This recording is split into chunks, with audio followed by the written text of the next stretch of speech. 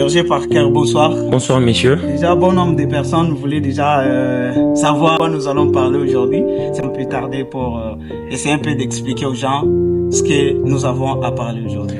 Ok, je me présente. Moi, c'est le Berger Parker. Je suis visionnaire du ministère de Revivalist Ministries qui se passe au centre-ville et visionnaire également de beaucoup de plateformes comme Zelos, Revival Day et Salon de prière. Oh, c'est vraiment intéressant. Et Merci. notre sujet d'aujourd'hui, c'est le réveil spirituel. Nous entendons parler du réveil spirituel. Nous ne savons pas qu'est-ce qu'est le réveil spirituel. C'est se réveiller seulement un bon matin comme ça. Déjà, c'est le réveil spirituel. Effectivement. Ou bien, le réveil spirituel, c'est quoi en question? Bon, le réveil, pour être bref, le réveil spirituel, c'est la reprise de conscience. Voilà. C'est une reprise de conscience. Je pourrais définir le réveil spirituel en deux branches. Le réveil spirituel individuel et le réveil spirituel collectif. Le réveil spirituel, c'est un réveil que nous vivons tous les jours. Donc, il y a des personnes qui étaient dans un sommeil spirituel et d'un coup, par une prédication, par la lecture d'un livre ou de la Bible, la personne reprend la conscience de la personne du Christ. Parce que la définition du réveil, comme je le définis selon comment l'Esprit de Dieu m'avait enseigné, les réveils spirituels, c'est la reprise de conscience. C'est lorsque Christ revient au centre de notre vie. Quand je parle dans le domaine du réveil collectif, c'est lorsque Christ revient au centre d'une nation, lorsque Christ revient au centre d'une ville, d'une communauté par exemple. C'est comme ça que j'ai défini le réveil. Waouh, c'est vraiment intéressant. Merci beaucoup. Je voulais un peu savoir maintenant pourquoi nous avons besoin du réveil spirituel dans la jeunesse d'aujourd'hui, dans la vie quotidienne. Voilà, c'est une très bonne question. C'est une question qui est vraiment très intéressante. Nous avons besoin du réveil spirituel d'abord dans cette génération. Premièrement parce que Christ revient bientôt. Comme je l'ai dit dans la définition, le réveil, c'est la reprise de conscience. Alors, il est impossible de marcher dans la voie de Dieu, il est impossible de marcher dans la crainte de Dieu si on n'est pas conscient de la personne de Christ dans notre vie. Voilà pourquoi il est très important dans cette nation, puisque Christ est en train de revenir, que la nation, que cette génération soit réveillée, enfin, que Christ, par l'Esprit de Dieu, que Christ puisse susciter encore une nouvelle génération de revivalistes. Donc, de personnes que j'appelle de revivalistes. Donc, de personnes qui ont la capacité de réveiller aussi les autres. C'est, voilà un peu l'importance du réveil dans cette génération. Premièrement, d'abord, le but est de remettre Christ au centre de tout, de remettre Christ dans l'église, de remettre Christ dans nos cœurs, de remettre Christ dans nos prédications. Voilà, ça c'est les premiers lots du réveil. Donc, la conscience de la personne de Jésus-Christ dans cette génération, dans notre jeunesse. Ah, waouh. Voilà un peu. Vraiment intéressant. Voilà. Je crois déjà notre minute, nous n'avons plus beaucoup de minutes. Effectivement. Berger, vous avez un mot pour cette génération, pour le peuple de Dieu qui vous entend et qui vous écoute? Voilà, tout ce que j'aimerais dire, c'est que c'est une prière, au fait. Je suis en train de prier Dieu pour que Dieu suscite en nous, que Dieu suscite, en fait, dans cette génération de personnes qui ont la capacité aussi de réveiller les autres. Enfin, avant que nous puissions réveiller les autres, nous devons d'abord être réveillés et puis éveillés. Parce que le but du réveil, c'est d'être éveillé.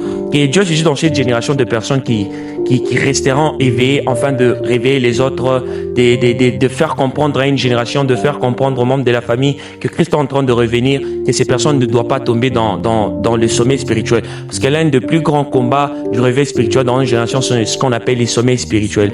Plusieurs jeunes sont en train de dormir par tout ce qui est en train de se passer dans le monde. Parce que Christ, le diable en fait, il est en train de travailler tous les jours. Le diable est en train de faire travail tous les jours. Mais les plus bizarres, ce qui est bizarre, c'est que beaucoup de jeunes chrétiens, beaucoup de chrétiens sont encore en plein sommeil et nous pensons que nous sommes en train de vivre un réveil. Pourtant, ce n'est pas ça.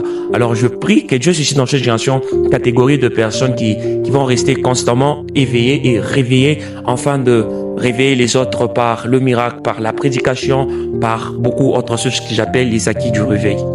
Voilà un peu. Vraiment intéressant et c'est bénissant. J'ai été touché par l'exhortation du berger Parker. Le berger Parker, okay. Si nous avons un jeune devant nous qui nous demande, j'ai besoin de me réveiller spirituellement, mais comment je vais me prendre?